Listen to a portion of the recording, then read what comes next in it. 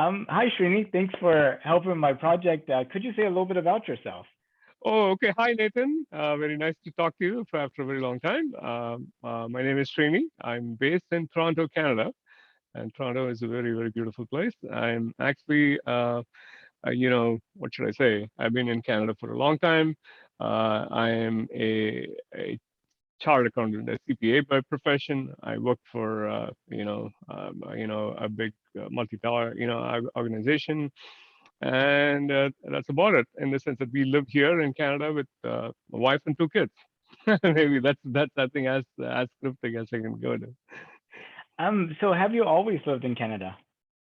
No, not really. I was born in India, and then we moved out of India to work in the Middle East for quite some time. So I worked in two places. One in Oman, Muscat, and then the other one is Dubai. And then that was long time back. So we came here in Canada almost like I would say 25 years back, 24, 25 years back. Wow, so you've lived lots of places. Yeah, yeah, of course. So whenever you first go to a place, wh- what's the first thing you do to get familiar with it? Uh, yeah, it's a tough thing. So it depends on whether you go to visit or you're going to stay. So for us, see, adapting to a new environment, especially like, if you really take the Canadian experience, it's not, I would say, not easy. I mean, in the sense that it's a very nice place and all that, but you have to, we when we came here, we absolutely, I think we probably knew 1 or 2%. That's about it, actually.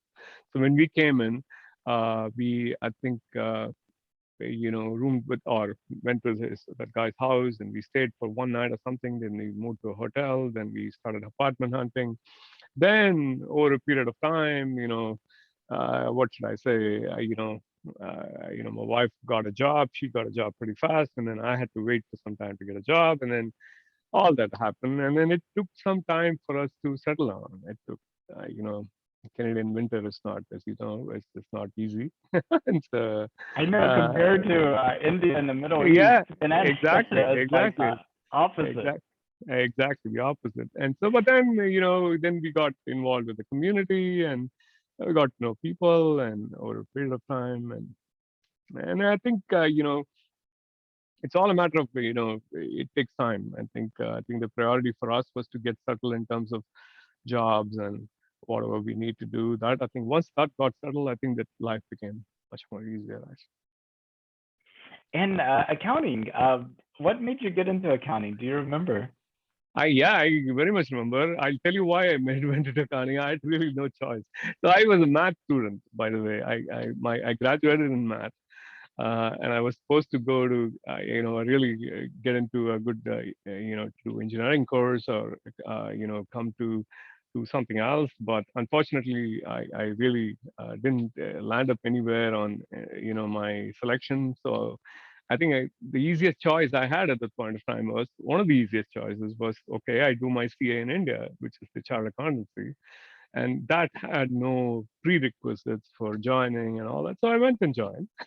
And I passed my exams and then on and on. That's about it, actually. Sometimes that's a lot better than trying to struggle with what should I do, which jobs. I mean, I don't know how your children are, but my children, uh, they I think having too many choices is sometimes just as discouraging as having no choice because Yeah, no, that's true. I mean, in the sense that I think, I after a point of time, I think when I joined the CA program, I remember very well. I think the first time, a couple of years, I think I struggled with the exams and all that. But I think once I got into the groove and I was able to get on top of it, and then it became easy. And then, then it was more fun about working. And I mean, you think about it, I should have done much more, and maybe I should have, done something else. But then those are all hindsight. well, you know, I hope to be an example for saying you could always choose a different path at any time. Yeah, very true, very true. Yeah. So did you know that NASA was planning to send astronauts back to the moon again for the first time since 1972? Yeah, I heard about it. Yeah. How did you hear about it? Hey, is it a trick question? Did I hear about it? Maybe I did. I know they're sending all this. The private guys are sending people to the space, and I didn't realize. I thought they were working on some sort of a Mars project. I didn't realize that there was a moon project per se. Actually, uh, Yeah, so Apollo was the first time we went to the moon, and Apollo comes from like this Greek mythology, and mhm. apparently in Greek mythology, Apollo had a sister named Artemis. So they have a project underway now called Artemis, which is like our next time of going to the moon. So Oh, really? Okay, so maybe it is true. Okay, so I didn't follow this. I don't follow the space news so much. I mean, except on this thing about all these billionaires sending people to the space for 30 seconds. That's all I followed, and that's what I think what it is. And of course, I think the other one was yeah, what happened. I think there was a thing going up to. Was it going to Mars? Where they were seeing pictures. Those are the things which I followed. Yeah, that's and I agree, Nathan. I'm totally very much ignorant on the space. What's happening on the space. So I'm only rudimentary. Some very very basic is what I know. I know there's so much going on in the world; it's impossible to keep up on everything. Very true. Very true. Very true. Actually. But what do you think about it? I mean, is it something that excites you? Do you think it's a waste of money? Do you think it's important for the future? What's your thoughts? I'm not really sure what to say about it right now. I mean, if you really think about it right now, the priority is, I mean, we are all living in a pandemic, and it's a lot of uncertainty around everything. And when you think about it in Canada, actually, maybe in the US, things have opened up. It's still we have to a large extent a lockdown and sort of a semi-lockdown type of situation, and we are still really not very, what should I say? And a lot of people are facing uncertainty in terms of jobs and in terms of their own future. Uh, I think my heart says that guys, you go fix your own people in the in the earth right now. The guys you're dealing with instead of going sending people to the moon. I mean, it's all a great thing. It's amazing that you need to do this kind of programs and you have to carry on with science and scientific discoveries. That's really a must. But I mean, yeah, I mean, you ask me. I think the priority is get back to life here. Actually. I guess what are some things that you think should be done here to deal with that priority that aren't being done? Um, we developed a vaccine, and we kind of have like mask and social distancing, and I guess if I was like the president of the United States, I'd be hard pressed to know what to do differently. I guess is the That's true. That's very true. But very true. But at the same time, I think what I'm saying is that I see all I don't dispute any of that, right? So you have a mask, you have a vaccine, you have a what should I say? You have some sort of a protocol. But the problem, I think, what you see is that, and again, to some extent, I should say we're blessed to be in a job and we are able to work from home and we are able to manage what we can without really much of disruption. But when I think of again, I think of each time there is a lockdown or each time there is a disruption or each time, even if not even for if not there is a lockdown, there are people who are essentially struggling day to day, right? That I think is the part which is really killing, right? I mean, it's not normal anymore where uh, you know, uh, to call, the people who are working on the service industry. Like, for example, we used to go to gym or we go to gym and it's closed. Now it's closed and it's opening up again. This thing, I was just thinking when it was closed, like, what do these guys do who work there? Who Mhm. probably are there, probably doing on a hourly work, right? And maybe they're not really, I mean, they may be a full-time employee there, but they probably are contract workers and who are not going to be, I don't know whether they're going to get paid full or not, and what happens to them actually. I mean, That's a most big, gyms are really small places that are privately owned, and the owners don't have any. Yeah, any exactly. runway to do anything. Yeah, the one which we go to, I think it's one of those, big box gym, and it's a lot of people work there. I mean, there's Mm. there are people this thing, but it's a that's the part. I mean, I'm just giving an example, right? So there are people like that. We always think about it when we go to a strip mall or mall nearby, or when we go to shop for food.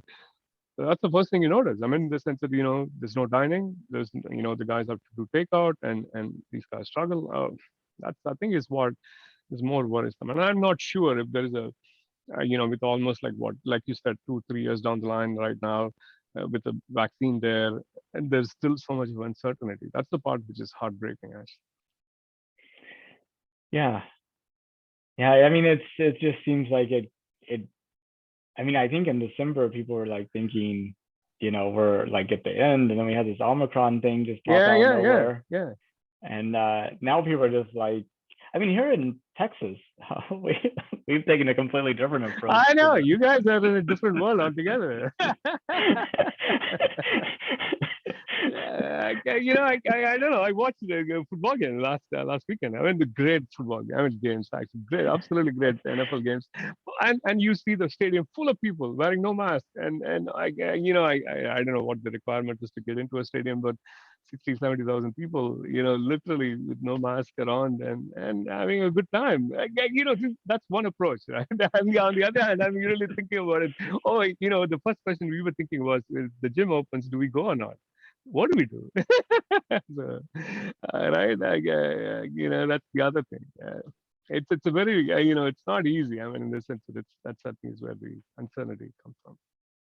I know it's so difficult. I mean, because there's a lot of other things that we do that have a higher probability of injury and death that we do on an everyday, like driving, for instance. Um, Yeah, yeah, the chances of dying from an accident are greater than zero every time we get in a car and drive someplace. Um, and even something as simple as like a cold or a fall could be deadly. And I think at the beginning of the pandemic, we didn't know about this COVID thing, and it really seemed like it was deadly and very highly contagious. But it's like it seems like um, maybe it's not as deadly as we originally thought, and but yet we still have that kind of um, fear associated with it. I think. absolutely, absolutely. I know. I think you keep hearing there's another variant coming, and I don't know what it's going to do. And vaccine or what? I mean, we're all vaccinated. God bless. But still, the thing is, it's again, we're not sure if we're going to get it.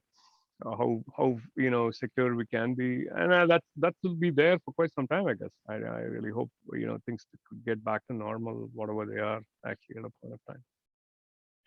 Yeah, it's uh it's difficult, and and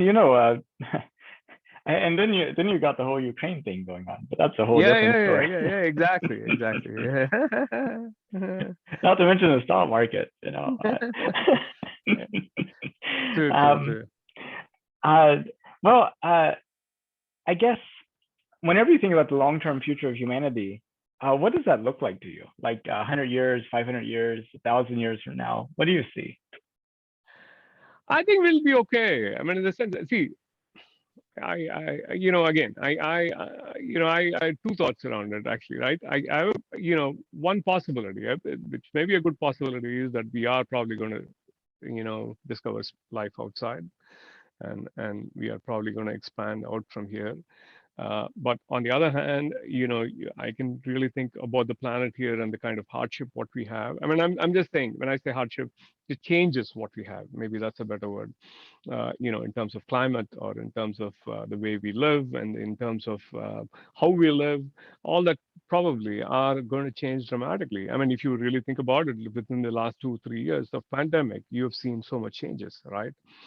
And then the other thing is the climate change is for real. I mean, it's happening, and that's where I think what's going to happen is it's going to change. And if you really think about it, I mean, I'm really thinking even 20 years from now or 30 years from now, you are probably going to be living in a different kind of environment as compared to what you're going to do here. So on one hand, I'm thinking, yeah, if it all is the same kind of tangential growth, what you have, you're probably going to have, instead of 7 billion people, you're going to have end up with something like 20 billion people. That's one possibility. On the other hand, you're going to probably go back to normal and maybe live with reduced space, and that's possibility. But then the chances, I'm really thinking of discovering something outside, I think is a bright thing. In terms of population, for many decades, people have been worried about population of the Earth constantly increasing. But in the past few years, people have been talking about how the birth rate has greatly You decreased. see, that's what is amazing, actually, right? See, the nature has a way of correcting itself. You see, you really think about it. You think about it. I see. It itself is telling you to go, guys, slow down and do something else. And you will see that in form of pandemic, like this kind of. This is more like a correction exercise, right? So you are seeing, yes, the population growth, and if you really think about it, pandemic has got a lot to do with that, right? In the sense of insecurity, in terms of changes, in terms of whatever you see, and you are seeing that affected. That's one part, right? The other part is the climate change, what I'm talking about. The climate change will bring in changes, will bring in different kinds of perspective. And that's, I think, is where, that's what I said, right? You can either have a very tangential growth of a huge super growth and all that, but on the other hand, you can shrink and go back to instead of 7 billion people, you may end up with 4 billion people. Who knows, right?